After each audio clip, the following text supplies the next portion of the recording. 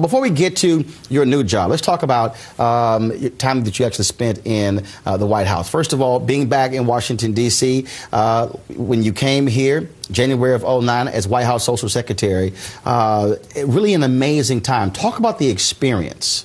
Well, the first thing that I remember is really being between two houses. And I say that because the day of the inauguration, I was inside of the house helping with the move-in, but then I was also running back and forth to the presidential stands where all the VIPs were coming in. So I was behind the house with really everything that was going on behind the scenes. And it was remarkable that, to me, that so many of the people working there are African American and had been there for so many years. And so you had this incredible experience of people behind the scenes preparing for the first African American president, and many of them were African American men.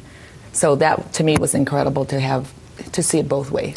You really try to do some different things in the job, and one of the things I remember, a spoken word program as well. So how critical was it to let folks know that, yes, this president is different, this first family is different, and there are different and unique programming concepts out there that should be centered at the White House? I think it was just incredible to have it be different, because one of the things that's important is that it's their home.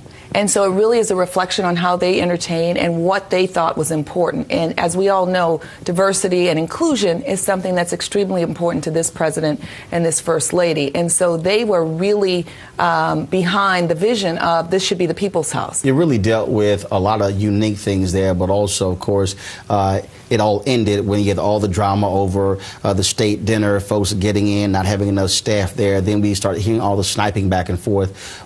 What did you experience going through that?